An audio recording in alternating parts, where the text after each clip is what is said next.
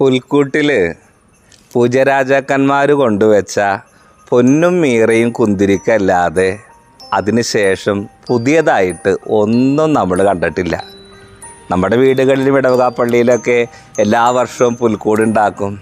പൂജരാജാക്കന്മാരൊക്കെ വ്യത്യസ്തങ്ങളായ സ്ഥലങ്ങളിലൊക്കെ നമ്മൾ അവരിയ്ക്കുന്ന കാണാം.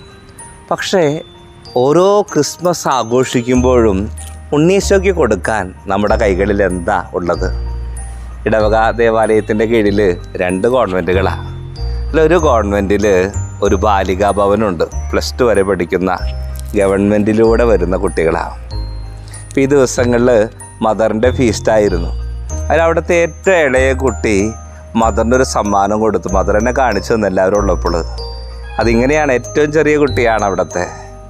മദറിൻ്റെ നാമഹേതുക തിരുനാളെന്ന് പറയുന്നതോ ഫീസ്റ്റ് എന്ന് പറയുന്നത് ഈ കുട്ടിക്ക് അറിയില്ല. പക്ഷേ എന്തോ ഒരു വിശേഷം മദറിൻ്റെ ജീവിതത്തിലുണ്ടെന്ന് തിരിച്ചറിഞ്ഞിട്ട് ഈ കൊച്ചുകുട്ടി ചെയ്ത കാര്യം, അവളുടെ നോട്ട്ബുക്കിൽ നിന്നൊരു പേപ്പർ കീറി.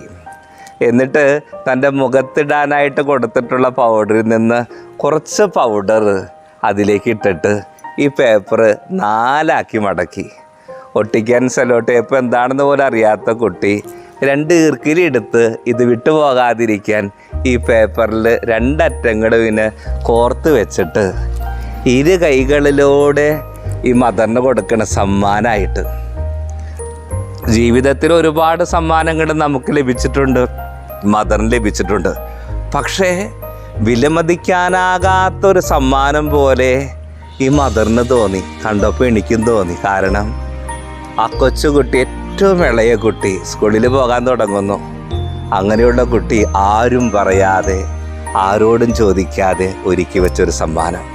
ഇക്കുറി പുൽക്കൂട്ടിലേക്ക് പോകുമ്പോൾ നമുക്കും ഒരു വിലമതിക്കാനാകാത്തൊരു സമ്മാനം ഉണ്ണീശോയ്ക്ക് കൊടുക്കണ്ടേ? ഒരുങ്ങാം. നമ്മുടെ സമ്മാനങ്ങൾ എന്തുമാകട്ടെ, ഹൃദയപൂർവമായിട്ടുള്ള ഒരു സമ്മാനം, ദൈവത്തിനുമുമ്പിൽ വിലമതിക്കുന്നൊരു സമ്മാനം നമുക്ക് നൽകാൻ കഴിയട്ടെ. ദൈവം സമൃദ്ധമായി നമ്മളെ അനുഗ്രഹിക്കട്ടെ.